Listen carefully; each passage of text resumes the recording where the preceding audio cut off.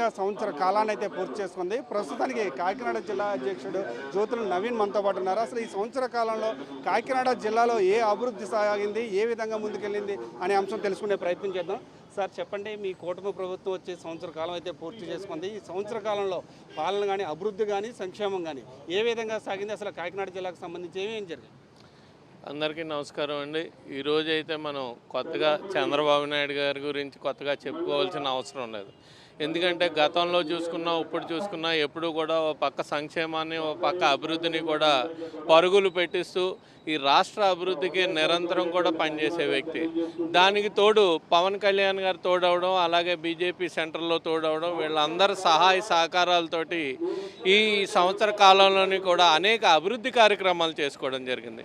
ఈరోజు ఈ సంవత్సరంలో మనం చూసుకున్నట్టయితే గత ప్రభుత్వానికి దీనికి తేడా ఏంటంటే, గత ప్రభుత్వం వచ్చిన వెంటనే ప్రజావేదికని కూల్చేయడంతో మొదలుపెట్టిన పరిపాలనని అట్టడుక్కు ఈ రాష్ట్రాన్ని అప్పులు ఊబిలో కూరదీసేసి ఈ అధోగతి పాలు చేసిన పరిస్థితి ఉంటే, ఈ సంవత్సర కాలంలోనే మనం చూసుకున్నట్టయితే అనేక బీటీ రోడ్లు, సీసీ రోడ్లతో పాటు అనేక అభివృద్ధి కార్యక్రమాలు చేసుకుని సంక్షేమ కార్యక్రమాలను కూడా చేసుకుంటూ ముందుకు సాగిస్తున్న ప్రభుత్వం.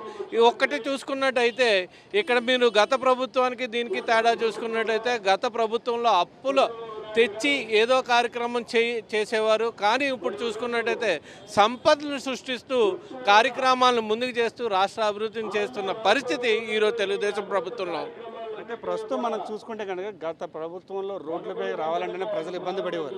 అంటే ఈ ప్రభుత్వంలో రోడ్ల దగ్గర నుంచి మొదలుకొని ఇటు మహిళలకు కానీ, లేకపోతే ఇంకా ఫంక్షన్లు కానీ ఏ విధంగా ముందుకు సాగుతుంది? అదే చెప్తున్నాను, గత ప్రభుత్వంలో 5 సంవత్సరాల కాలంలోని కూడా ఒక గుప్పుడు ముట్టి వేసిన పరిస్థితి ఎక్కడా కూడా లేదు.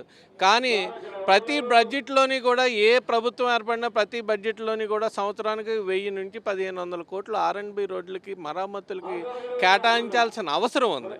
కానీ గత ప్రభుత్వంలో 100 కోట్లు 5 సంవత్సరాలకి 100 కోట్ల రూపాయల రూపంలోనే కేటాయించారు.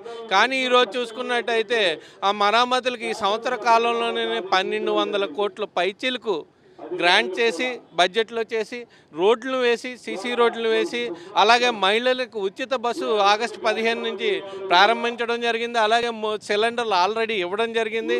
అలాగే అమ్మకి వందనం, తల్లికి వందనం కార్యక్రమాన్ని అతి తొందరలోనే వాళ్ళకి ఇవ్వడం జరుగుతుంది. ఇలా సంక్షేమాలు చేసుకుంటూ, ఒక సంక్షేమంతో రాష్ట్రాన్ని వదిలేయకుండా అభివృద్ధిని కూడా చేసుకుంటూ, పరిశ్రమల స్థాపనకి కృషి చేస్తూ అటు లోకేష్ గారు కానీ, చంద్రబాబు నాయుడు గారు కానీ, పవన్ కళ్యాణ్ గారు కానీ కేంద్ర సహకారంతో కృషి చేస్తూ ఇక్కడ రాష్ట్రాన్ని అభివృద్ధి చేయడానికే గత ప్రభుత్వం తీసుకున్న అనాలోచిత నిర్ణయాల వల్ల ఏ విధంగా ఇబ్బంది పడ్డావో అన్నింటినీ సరి చేసుకుంటూ ఈరోజు పరిపాలన ముందుకు సాగించడం జరుగుతుంది. కాకినాడ జిల్లా అధ్యక్షుడిగా ఉన్నారు. అసలు కాకినాడ జిల్లా అంటే రాష్ట్రంలో కాకినాడ జిల్లా అభివృద్ధి ఏ విధంగా సాగుతుంది?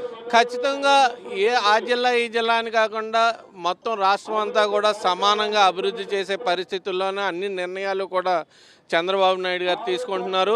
ఒక పక్క పరిశ్రమలను ఎక్కడ ఇవ్వాలి, లేకపోతే ఏది ఎక్కడ పెట్టాలనే ఆలోచనతోటి ఒక ప్రణాళికను రూపొందించుకుని ముందుకెళ్తూ అన్ని ప్రాంతాలని సమానంగా అభివృద్ధి చేస్తూ ఆయన పాలన సాగుతుంది.